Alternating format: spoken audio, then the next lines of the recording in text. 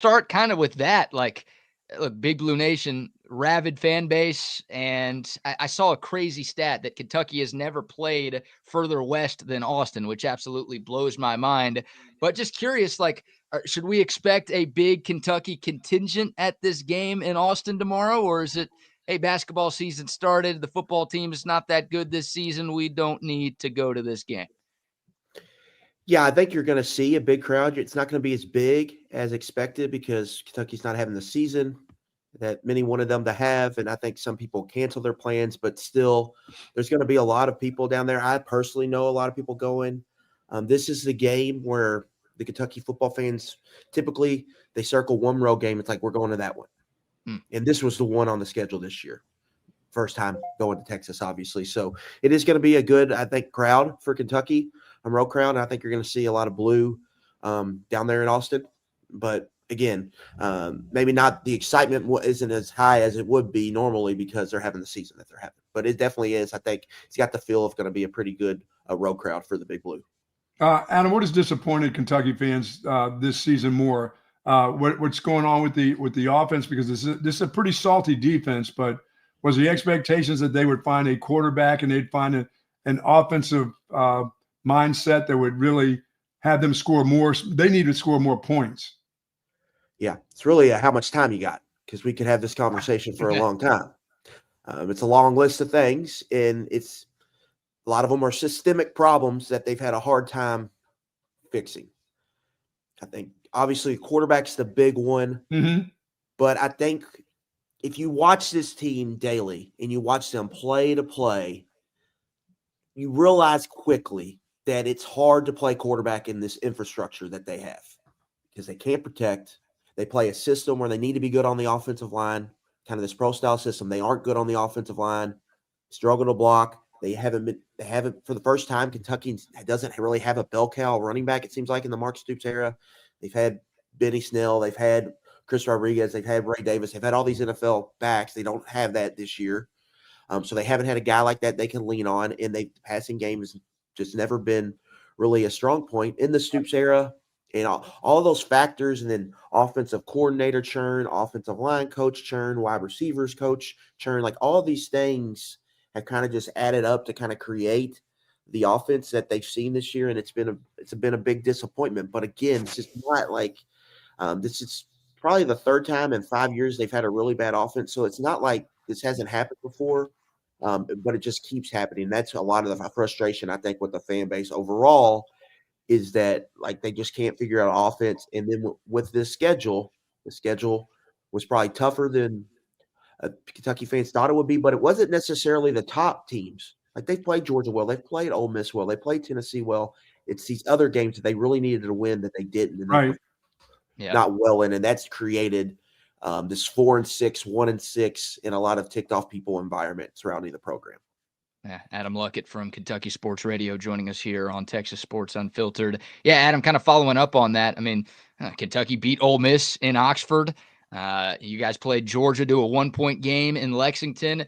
That game against Tennessee was a 3-point game with like 5 minutes to go at Neyland Stadium. So it's felt like in the biggest games, Kentucky has shown up. What's been the difference? Why has UK been able to play so well against the best teams on their schedule? I think they play to their competition. I think that's been a thing for them all year. Kentucky's a good football. Like you're going to see when the draft comes around, you're going to look up on Sunday after the draft. Kentucky had that many picks. They had that many. Like, why do they have the season that they have? They have talent on this football team.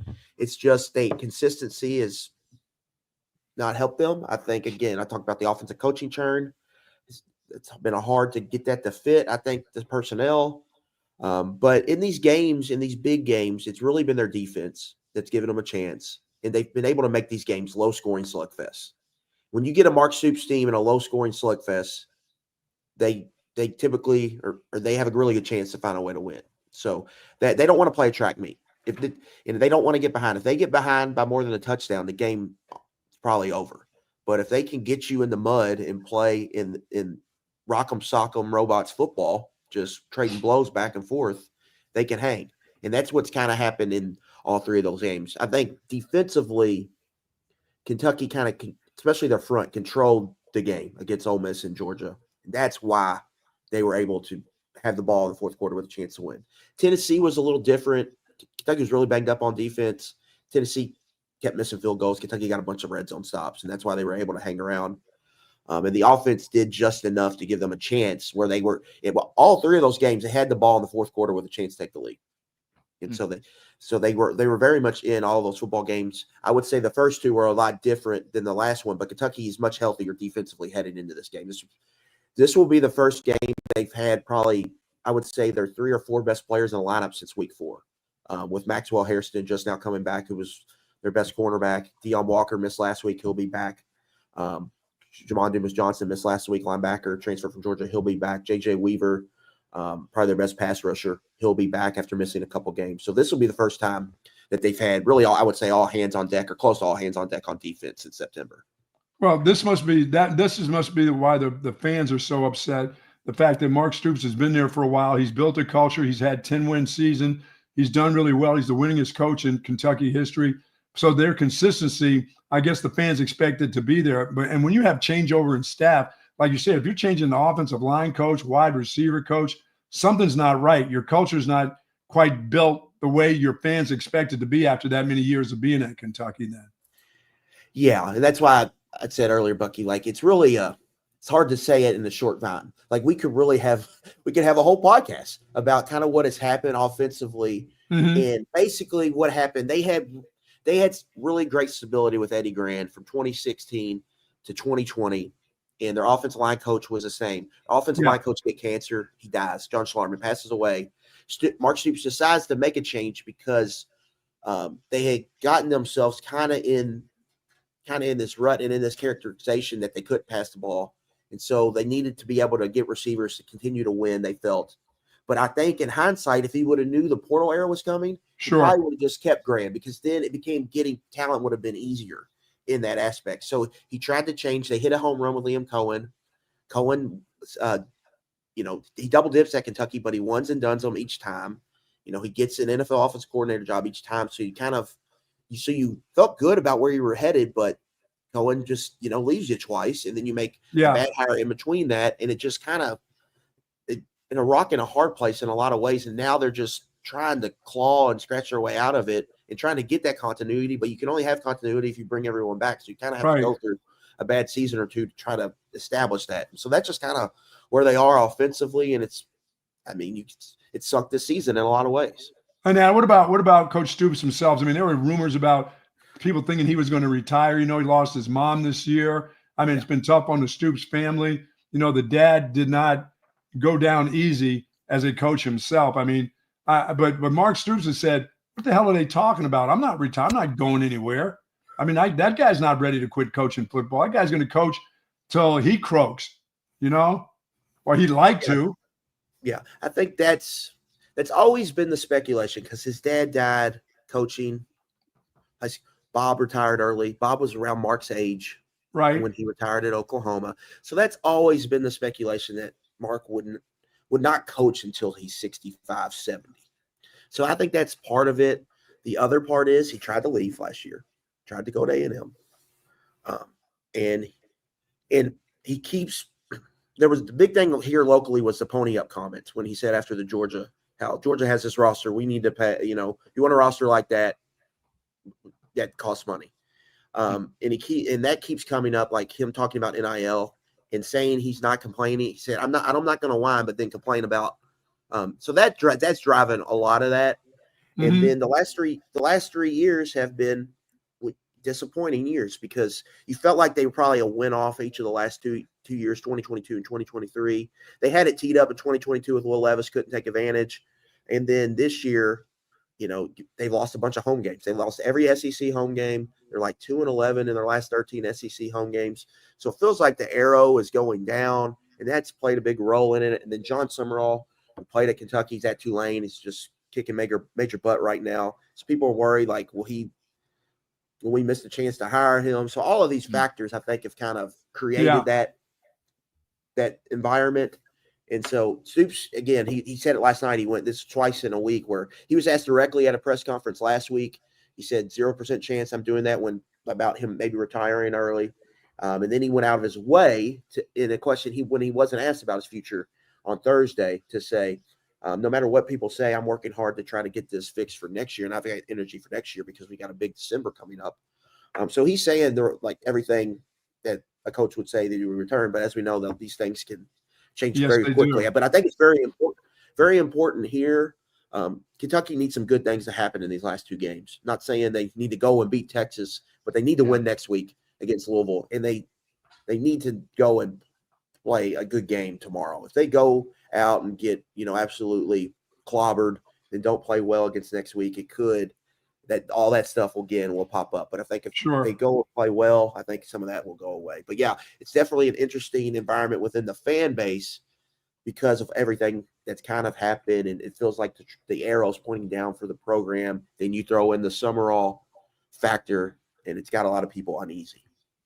Yeah, Adam Luckett from Kentucky Sports Radio joining us here on Bucky and BK. Yeah, that's I was going to ask about the Mark Stoops situation, right? Obviously, it takes two to tango. So there's a scenario where Kentucky says, "Hey, thanks for everything, coach, but we'll take it from here." So I do wonder, and I'm sure you guys are wondering if, hey, these next 2 weeks could determine whether or not it's not a retirement thing, but a fire me thing, One way or the other, I'm not sleeping much in December. So whether it's portal activity or whether it's coaching search, they're not going to be hard to cover. There's going to be plenty to talk about with this football team.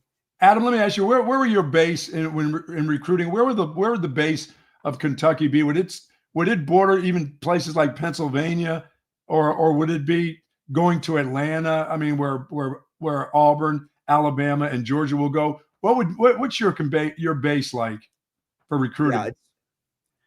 Yeah, Kentucky and state, you could probably get 4 to 5 players a year. Sure. But Ohio is your home extension. Okay. So Cincinnati, Cleveland, Dayton, Youngstown, those are. And for Kentucky, Cincinnati, Dayton, Columbus has kind of been a triangle they've pulled a lot of players from. And then after that, they've got their tertiary areas where they'll go down and they'll try to pick their battles in the traditional SEC footprint. I call Alabama, Georgia, Mississippi, Tennessee, Nashville. They've gotten some players out of, and then they've gone up to Pennsylvania to get some guys. They've dabbled in the DMV area, but the big chunk of their roster when it comes to high school recruiting is in-state. Get your 4 out of 5 guys. Go to Ohio. Get some guys out of Cincinnati, get some guys out of Dayton, get some guys out of Columbus, get 5-6 guys. And that's the big chunk of your class. And then, selectively picking other places around the country. How do they do in the Atlanta area? Is it not much success in Atlanta? Because if Georgia wants them, they get them, or Alabama gets them? Yeah. They're down I would say the recruiting food chain there in Atlanta, they're down a little bit. They don't necessarily have a coach with big, strong ties in the Atlanta area. They've actually had more success going into South Georgia at different points in getting players. Okay. Jabin Davis was a first-round linebacker that they got out of South Georgia. Trevin Wallace, who's playing for the Panthers, was a guy they got from South Georgia. And so that's what I would say. They're not really recruiting Atlanta a ton, but that's a Shark Tank with all the SEC schools. Sure. Going Florida State, Clemson are both heavy hitters there in that Atlanta area. But yeah, I would say mostly Kentucky. That's big Stoops' biggest success was Kentucky always struggled to recruit Ohio, and he's kind of opened those doors with his recruiting guy, and that's really helped them raise the talent of the program. But that's really their backbone is in-state, get your 4 or 5 guys, and then go to Ohio, and that's where we're going to get most of our talent. Yeah, Adam, couple more for you on this game tomorrow. The Kentucky defense, right? I mean, 21st in the country despite getting 0 help from the offense. It's pretty remarkable, some of the numbers for this Wildcat defense this year. I think everybody knew going into the season that was going to be the strength of the team. But, what makes that defense so good? Why are they, as fierce as they are, and why have they been able to give some of the best offenses in the country fits this season? Yeah, when they are right, they can win the line of scrimmage battle with their front. When they are right. And now De'Aaron Jackson, starting linebacker, has been their leading tackler, is out for the season. So that's a big loss for them in the middle. But Jamon Jumas Johnson's an NFL player at linebacker. He'll be back number 2 in the lineup. Deion Walker had a lot of first-round buzz. They've got depth and experience and talent along that defensive front. So when they're right, they can control the line of scrimmage, and they play more of a coverage first defense. So they don't want to give up big plays. They'll play a lot of 2, 3 deep, 4 deep, and try to keep everything underneath. And when they're right, they stop the run, get you in passing downs, and then they win their fair share of battles when they can create third and long situations. But when they're humming, they're really stopping the run really well, and they're getting you behind the chains. And they're a sound technical defense. They don't give up typically a lot of huge plays, which is why this season kind of got a little strange because they went down to Florida and DJ Lagway just was throwing it over their head constantly. But again, they were kind of injured at that point in the season. They got most of their guys back. So when they're at their best, I would say a bend but don't break defense that makes you earn yards and makes you finish drives. And they've got a really good front, and they feel like when their front is right on a long drive, they're eventually going to win enough plays to get stops. And so that secondary plays, they contest the ball too. They're long. They got a couple 6'2" guys. Yeah. They don't have a bunch of 5'7" cornerback. Their guys are 6 foot, 6'1", 6'2". And they contest some of the throws that you get in there. They'll get their hands in there, and they rally to the ball pretty well out of that secondary. Yeah, and again, they've got guys that have played a lot of football. Maxwell Hairston, like I mentioned, is a multi-year starter. Jordan Lovett's starting safety, number 25, 3-year starter. Number 11, Zion Childress, kind of slides in and plays nickel for them, 3-year starter. He's a guy from Houston coming back to Texas to play this game. So, yeah, they've got – when they're right – They don't give you anything easy off the top. They don't give up explosives, and you've got to methodically 10, 11, 12 plays, and you've got to be, precise against them typically. But if you are that, you can score on this defense. But if you aren't, and bad plays happen, they can get you off the field. And the turnovers really haven't come in mass, but they've produced at least one takeaway in 7 straight games. Their pass rush is pretty good. Their tackle for loss numbers are high for Kentucky for what they typically do under Brad White. So they've been able to create some more negative plays this year. I mean, it feels like a big turnover game is potentially coming for this defense. I don't know if it'll happen this week, but they will have their chances for some takeaways, and that could swing the game. And when you're talking about an underdog and you're facing a Texas team that Kentucky's offense is really going to struggle to score, that would be kind of the recipe for Kentucky. +2 or more in the turnover column, and then maybe that gives you a chance. Yeah, Adam, last question for me. Would love a prediction, right? The Longhorns currently 20 to 21 point favorites for this game. I think you just kind of described the blueprint for a Kentucky upset. Do you think it happens tomorrow, or do you think the Longhorns can coast to a victory? Yeah, this Kentucky team's weird because they have done the opposite of kind of the local consensus in every game. Like they lost the 4, like Vanderbilt, Auburn, South Carolina, Florida, all games people thought they would probably win or come down the wire. Neither of them did. They lost all 4. Thought they would get blown out against Georgia, Ole Miss, and Tennessee in the fourth quarter.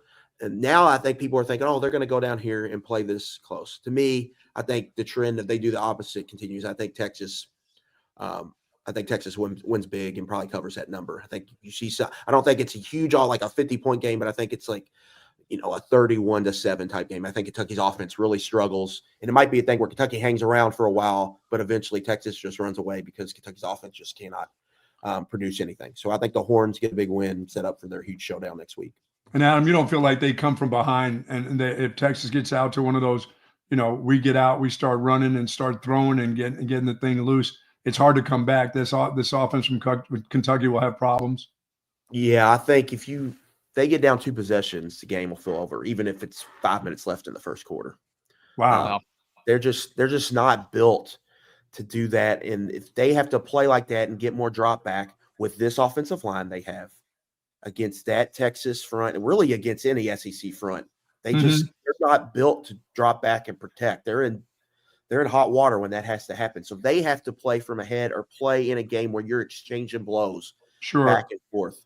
And so if they get down where they have to get even just a skosh more past drop back heavy, they're in real trouble. And so for Kentucky, that's the start is huge, Bucky, in this game for them. Like because what they did against Ole Miss in Georgia was go down and get scores early to kind of hang in that game, even if it was just a field goal. Just hang in that game. If they don't have success early, they could get behind early. That can lead to more passing situations.